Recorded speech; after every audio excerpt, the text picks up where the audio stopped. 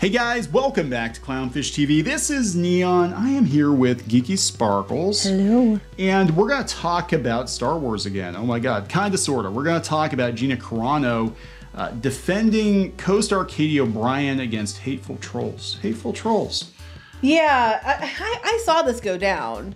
I mean, I think now Gina Carano has her tweets privated. I knew she privated her tweets because you thought she had you blocked or something. I was like, but she wouldn't do that. And then I was like, so there's no reason to. I haven't given her any kind of grief. No. And then I went and looked and saw that they were privated. But yeah, this one person who happens to be a senior editor for Kotaku, shocker, shocker there, decided to make a post to throw, shade at Carano and to praise this new actress.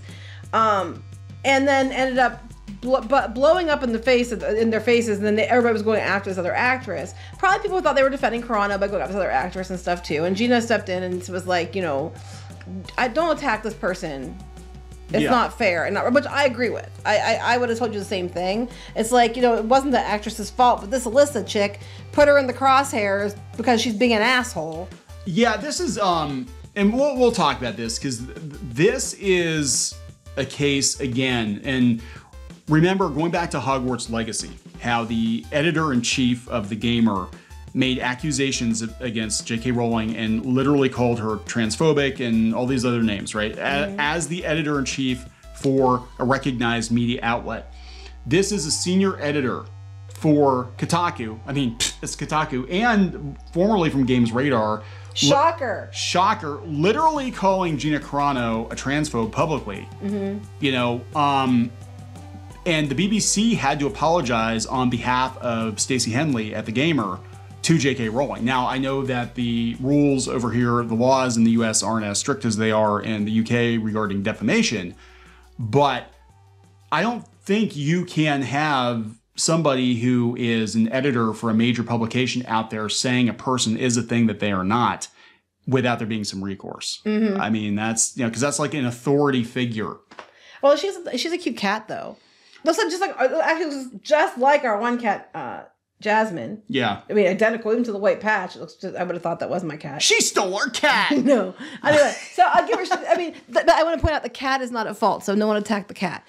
Okay, so before we get into it any further, please subscribe for more pop culture news, views, and rants, guys. Almost 300,000 subs. Thank you so much for the support.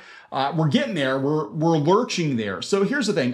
Katie O'Brien, I think she was in the show as like a background character, but they're moving her character to the forefront now because Gina Carano's out of the way. Mm-hmm. But they've worked together before. They've worked together before. So, I mean, that's the thing. Like, Lucasfilm decided to get rid of Gina Carano, but it wasn't Katie's fault. No, and that's what Gina Carano's saying.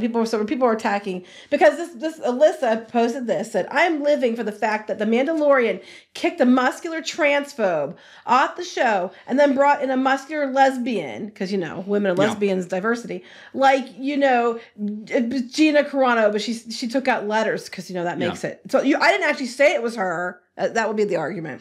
And I'm sure she's seething right now. No, she isn't, Alyssa, and she made you look like a dumbass. Yeah.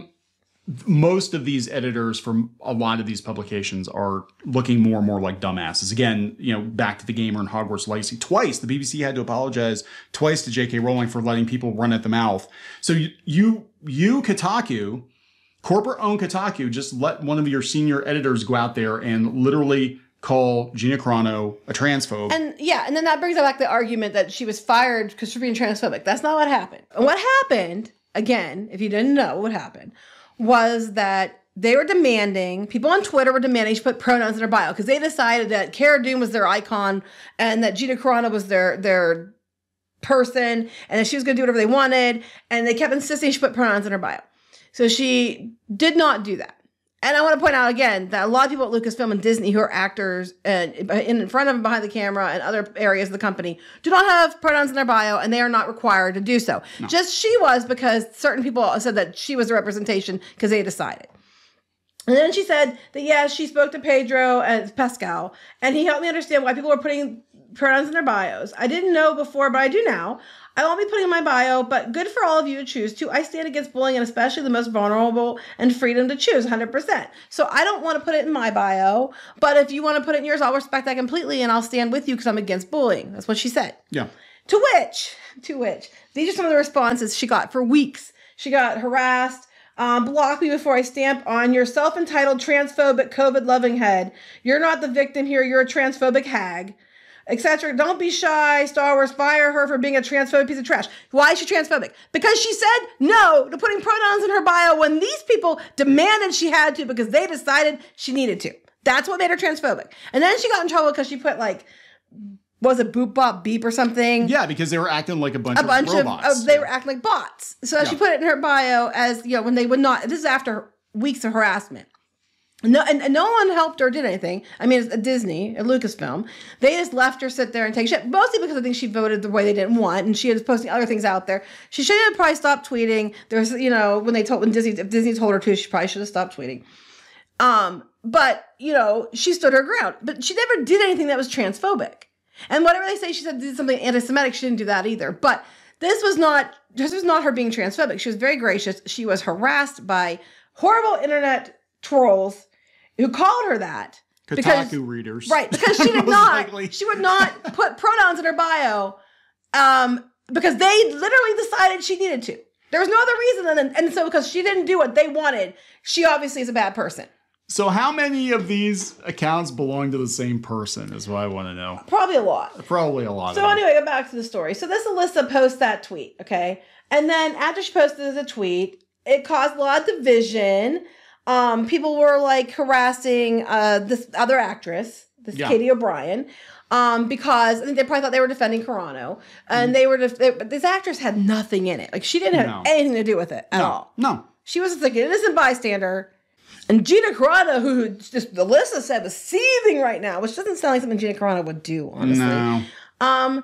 Stepped in to defend the person she knew, which was this other actress, and she's like, I've been tagged in this a bunch, so I wanted to say one thing. Please do not engage in hateful comments towards the actress in the pic.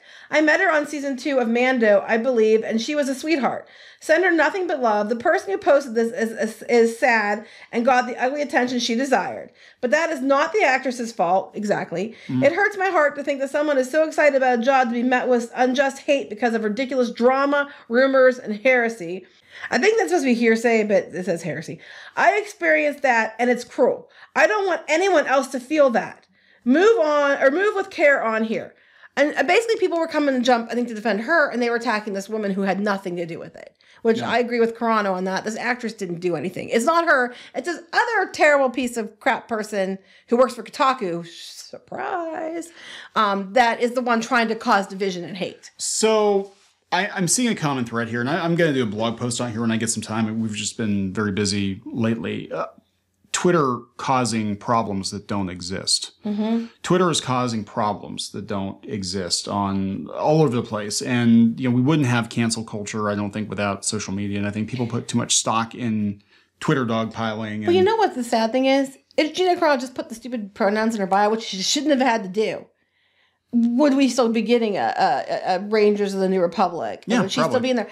Because these people labeled her a transphobe because she didn't do what they wanted. And that's a major theme of these troll outrage Twitter people.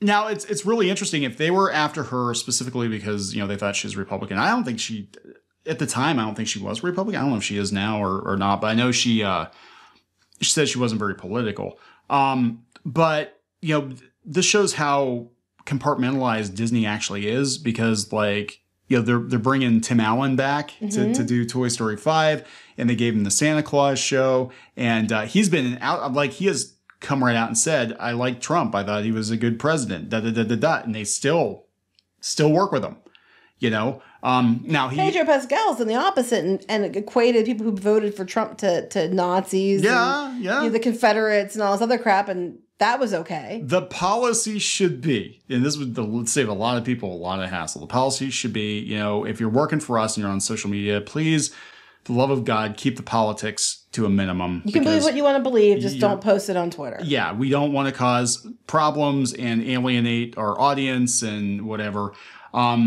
I think in that way, I think, Chris Pratt has the right idea where he just, occasionally posts on Instagram and ignores Twitter for the most part. They're mad at him now because, the people from the MCU defended him, but they aren't defending Brie Larson. And it's because nobody likes Brie Larson. I think that's what it is. You see the way they act, they don't seem to like her. They don't like her. That's the thing. I mean, Chris Hemsworth is like rolling her eyes at her. Like, I can't stand it. You're going to tell me something I don't know? Bold of you to assume his pronouns. No, his eyes. It's been a long day. Yes, his eyes. Only one. 45. His eye. His one good eye he's got left, and the other one that was in the raccoon's ass. Okay. Anyway, yeah, and it's just like, I think that would solve a lot of problems, but I don't really have a dog in this fight, but I can't, I have this like really big sense of justice. I always do. And it really pisses me off when I see people getting labeled and harassed and dogpiled, something they didn't actually even do, because people who harassed and dogpiled first got told no. The problem with that, and I personally think this is what got Gina Carano into trouble, is I think she's the same way, and you want to fight, but at some point you have to be like, they're luring me into a trap. Like, I think she knows that now. Yeah, like that's why she's saying, hey, don't fall for it. Don't play into what they want. Yeah, because she's not wrong. She's completely right. That's what they did to her. They know what, and this is how the Twitter game works. They try it with me all the time. They do try it with you all the time. I actually, I don't tweet that much now. I pretty much walked away a couple weeks ago, and I gotta tell you, I feel a lot more chill. I feel a lot more at ease about things, because I realize when you're not on Twitter every day, you get some perspective that these people aren't real. They don't exist in the real world. Like, even if they exist in the real world, they don't exist like that in the real world, because it's impossible for people this stupid to live. It's just in function in the real world. If they acted that way. If they acted that way. Yeah, so this Alyssa here, Mercanti, I guess, tried to cause a bunch of trouble, tried to be like, in your face, Gina. And instead, all it did was hurt the other actress who had nothing to do with any of it and didn't deserve any kind of hatred. She was just there doing her job. She had nothing to do with this argument.